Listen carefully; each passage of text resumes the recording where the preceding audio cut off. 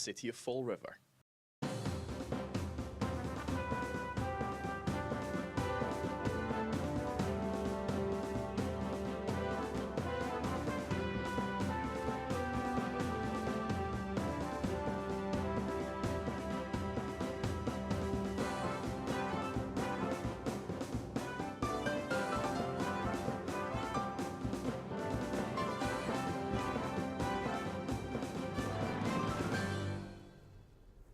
Well, hello. Welcome to Spindle City Straight Talk. I'm Chip. And I'm CJ. And I'm Nelson. and it is Friday in the Riv. And Nelson's got his red shirt on so he can be like Biden, have that blood red stuff behind him. Yeah.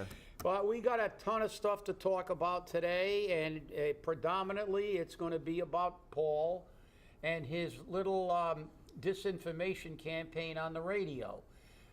So I'm gonna kick it off just quickly by just making a couple of comments about what he said, and I believe Nelson has these things queued up. He can do it afterward, but during his speech. But before we get to exactly what he said, let me just say something about my observation of him. In 3 years, he still behaves like a vice principal and a court jester, not a mayor. Because during that ridiculous piece he had on the radio, that massive misinformation, he said he had a contact, the best of his knowledge, because he had a contact at the MBTA. Now let me ask you something. Apparently, Paul hasn't learned anything about being a politician. He knows how to cut ribbons and get in front of a camera and do stuff for optics, but he hasn't learned how to pretend to be a leader. Because just listen to that language. I have a contact.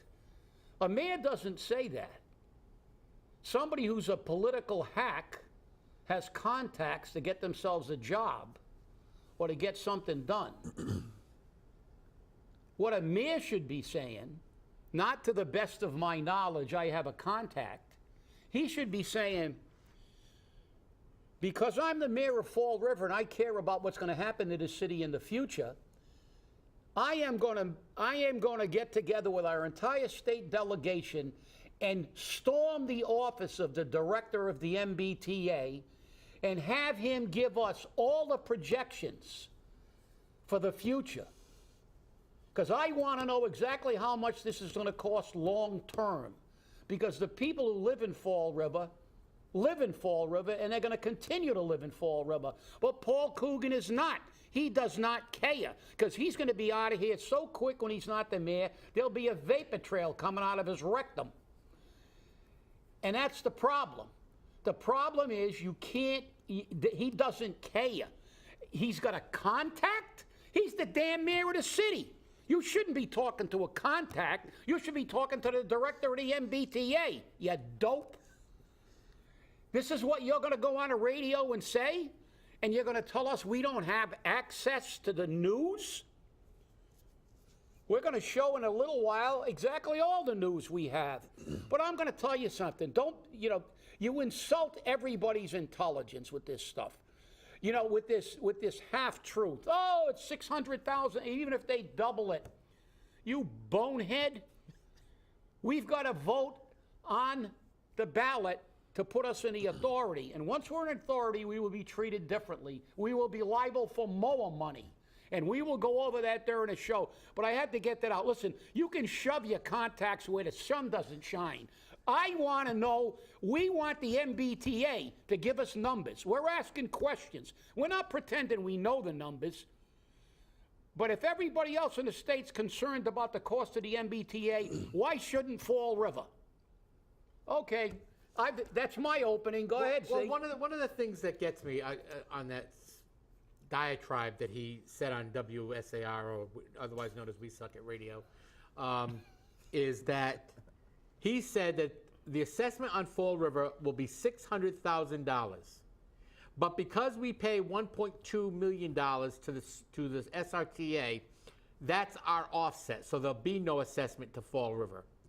And then he proceeded to say, even if it doubled, based upon increases and whatnot. Which it may. Which it may.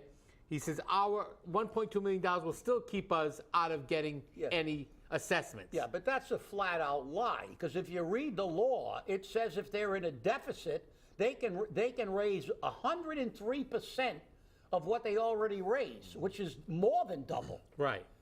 And he still doesn't get, just like he can't determine the difference between public housing and affordable housing. I guess he, but look, I'm probably being unduly harsh, because he did say more than once he's not good with numbers. Apparently he's not good with critical thinking either, because he doesn't understand. That's why we have a ballot that says, do you want to join the authority? We're not in the authority now. Those are figures about if we, with our CERTA. Once we become part of an authority, we are a different classification. We are part of that authority. And we know the financial condition, and that's the whole point. That was the worst misinformation I have ever seen, half-truths and BS. And then his cheerleader, Larry, with his ridiculousness afterwards, everybody's going to get on a train and go to Boston to a baseball game. You know how much it costs to go to That wasn't Leary, that was Tyrell. Oh, Tyrell, I'm sorry. Jamie Tyrell. I apologize, Mr. Larry. That was Jamie Tyrell, Yes, that was Jamie Tyrell. Well, by no coincidence, the former campaign manager for Brad Kilby, I believe, I on believe numerous times, being cheerleader. Yeah, Paul, yeah.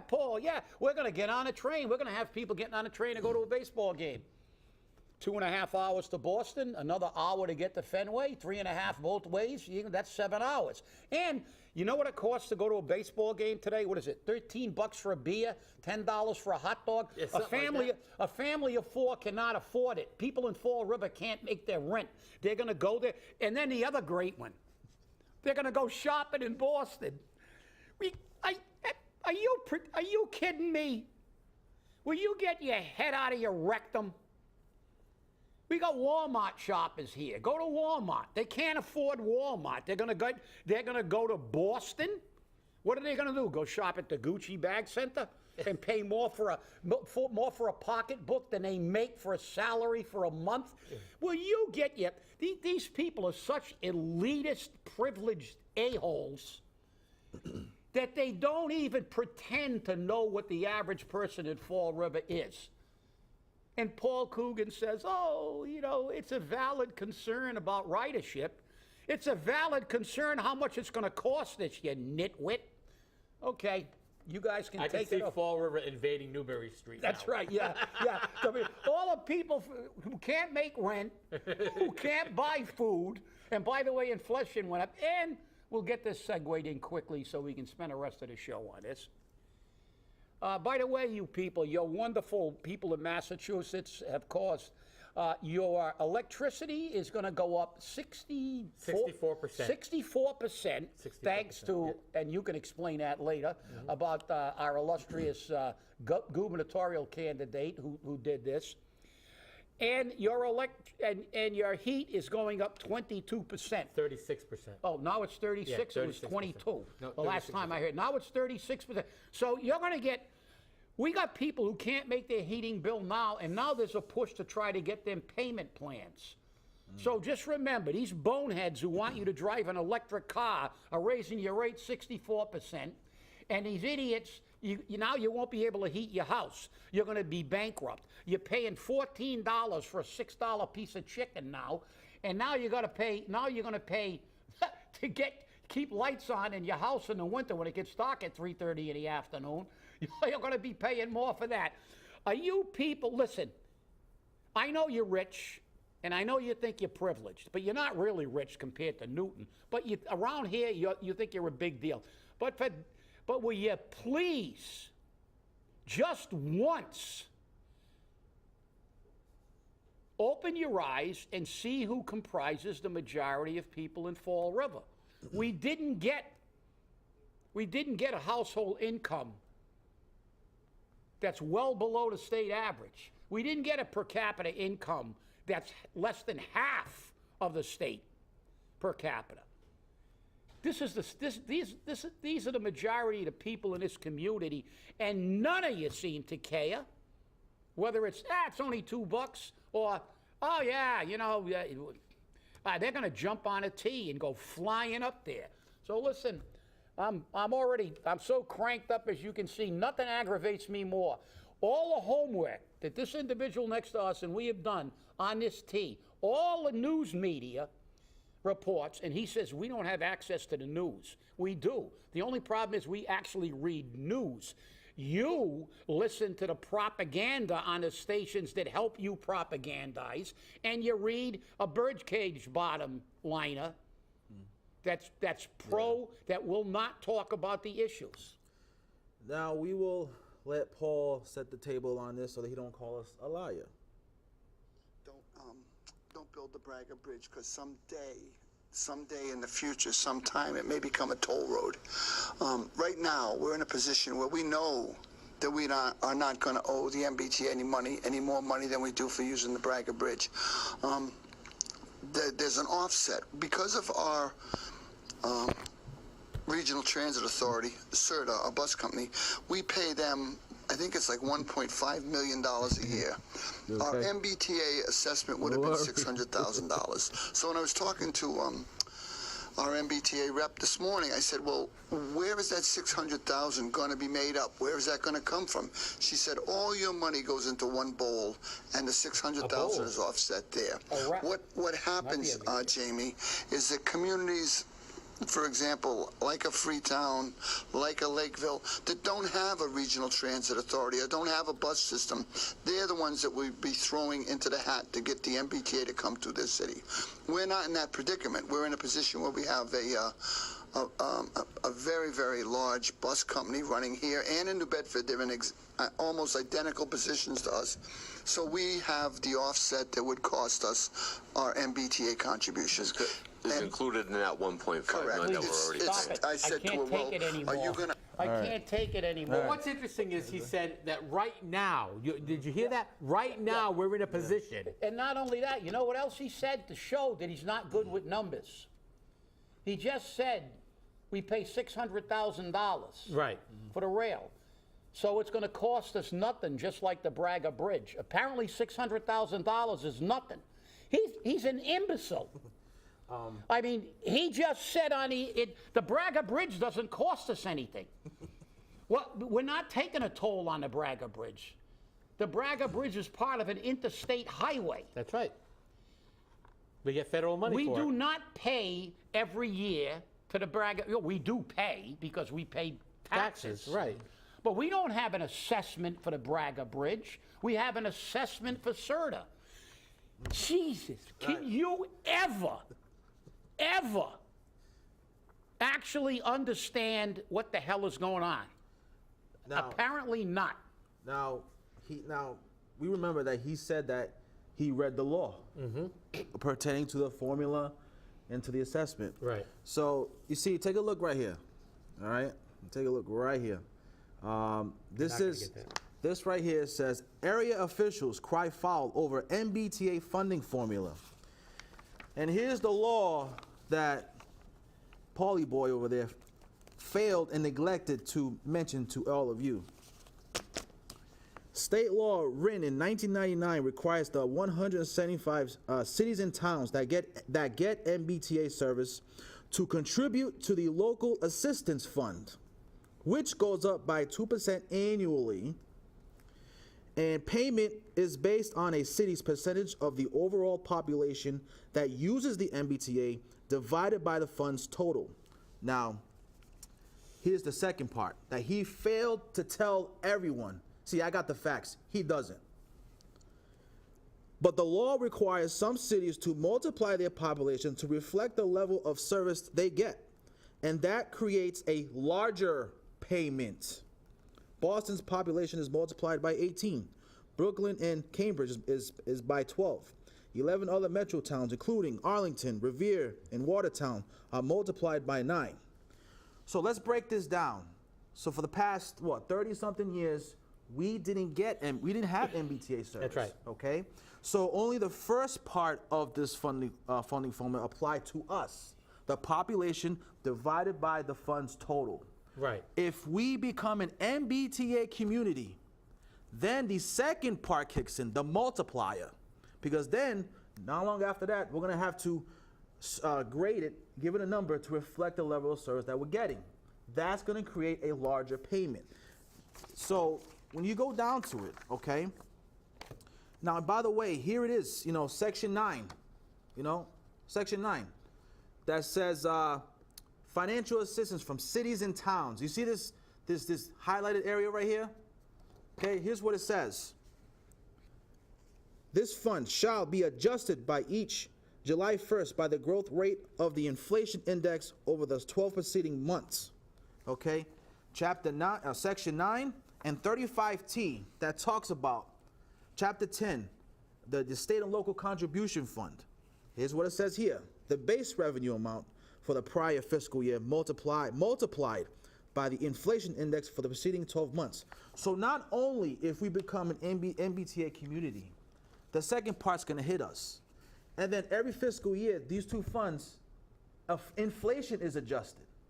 So, and we all know how high inflation is. Right now. Which is 8.3. So if we join, we're going to get whacked, which is why Ryan Lyons said with that soundbite that if there's a yes vote on this, there's going to be a financial impact because the second part of the law is going to hit us. Right. Okay? That's the facts, which is also a coincidence that here is Mr. Camara's email to Cara Fiola about almost over a month asking for the projections after she said it wasn't going to cost a penny.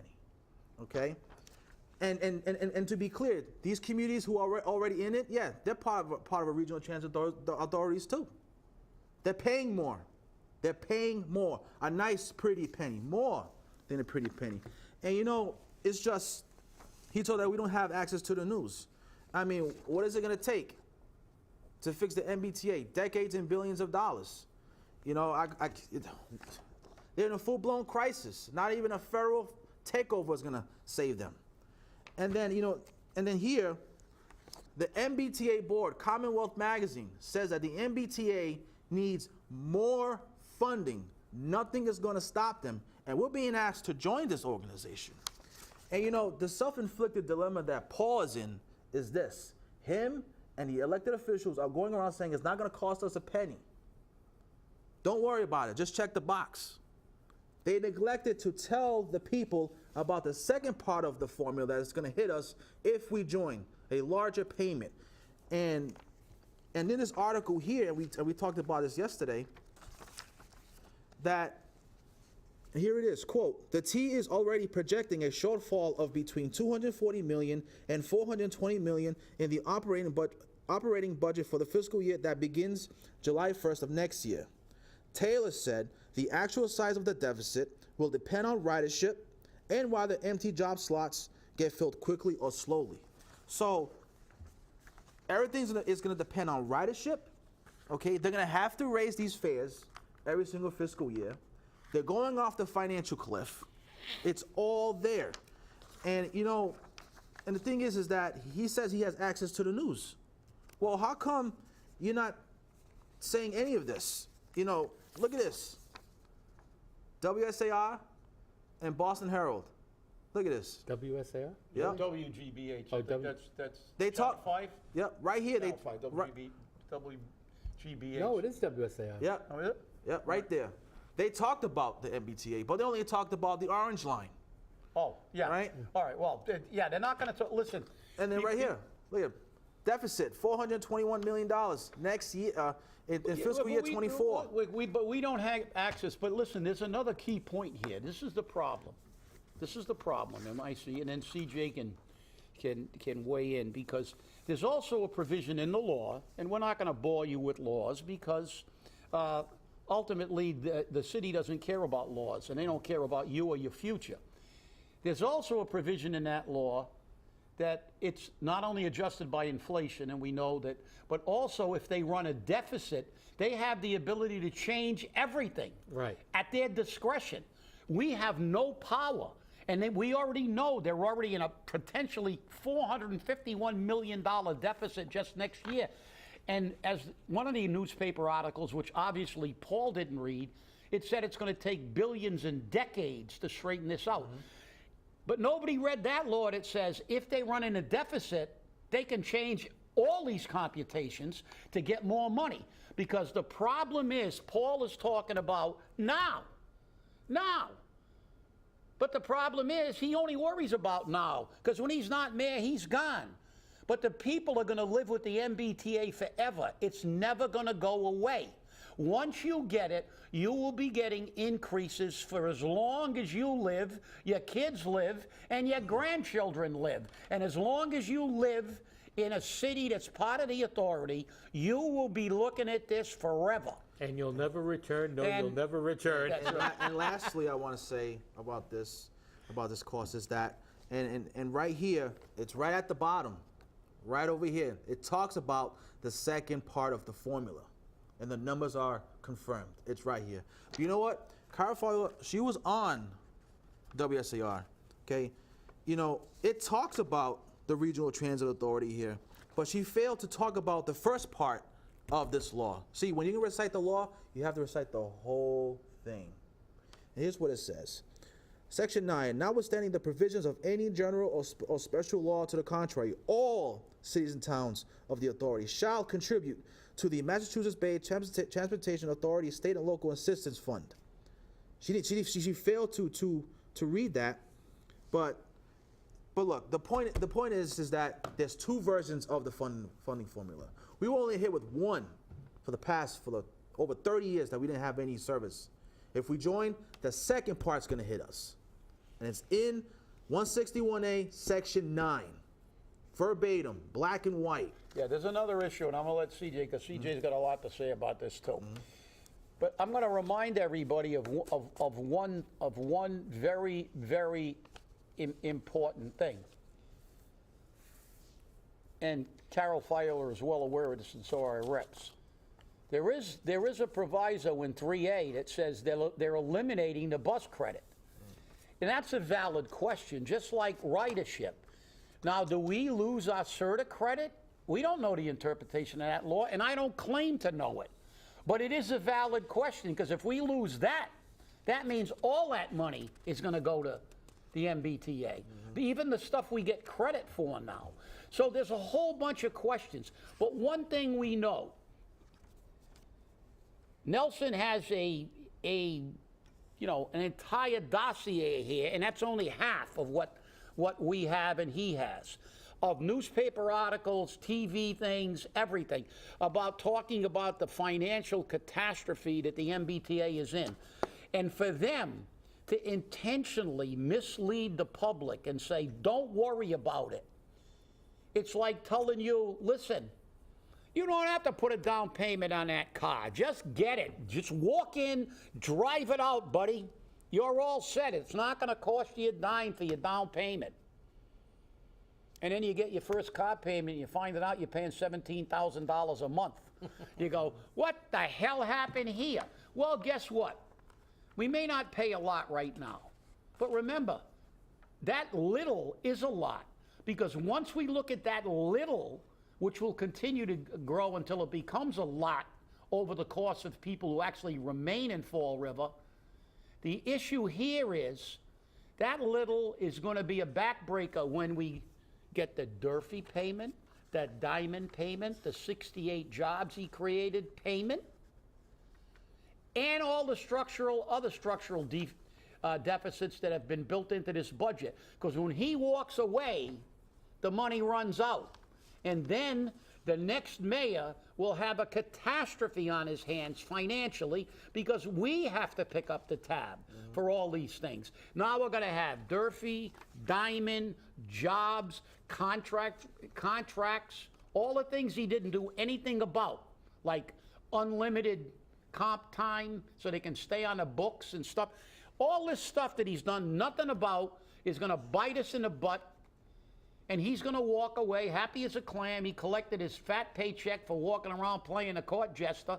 And we're going to be on the hook, the people who remain in Fall River. And that's the thing. So, CJ, you haven't had a lot of time, so I got to give you I'm not worried about the time.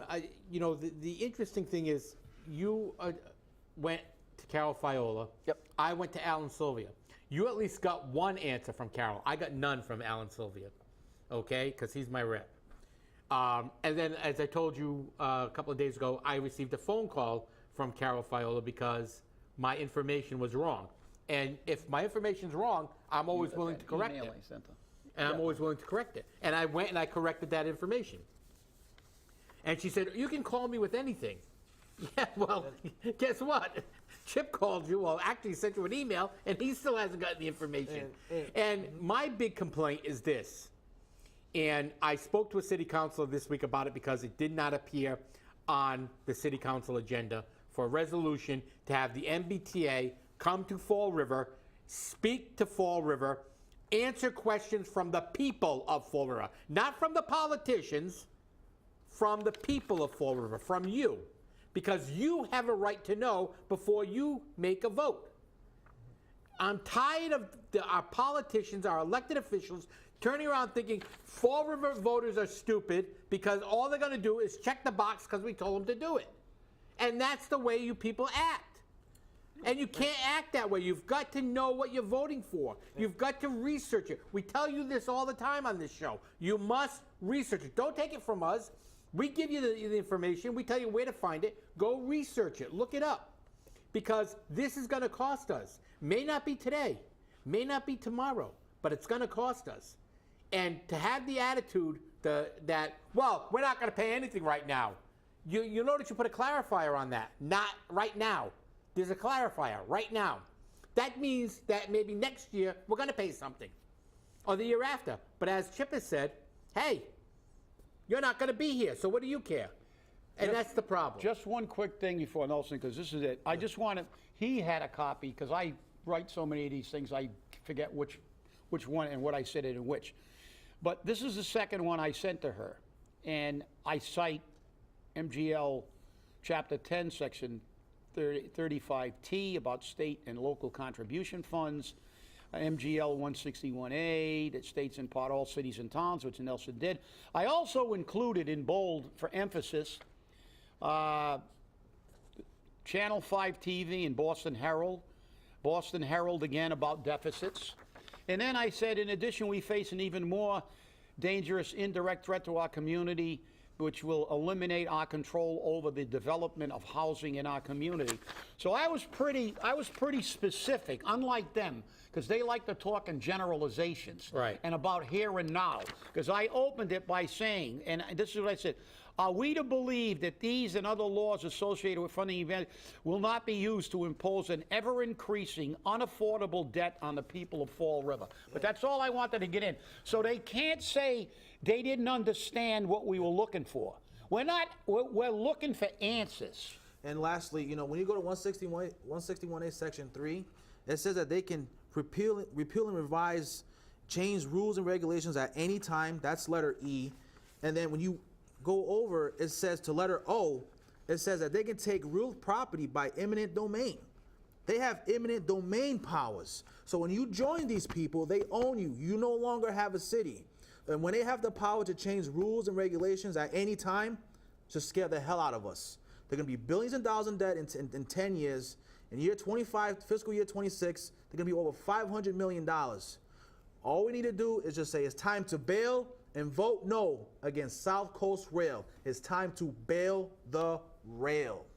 What's really interesting is they're already doing that by taking things by eminent domain and whatnot. They're changing the zoning requirements. Yep. They've removed the zoning requirements for anything around the train station or the railroad line. So, and you know what that means, just in case you don't. If they want your 3-decker, whether you want to sell it or not, they're getting it. They're getting it.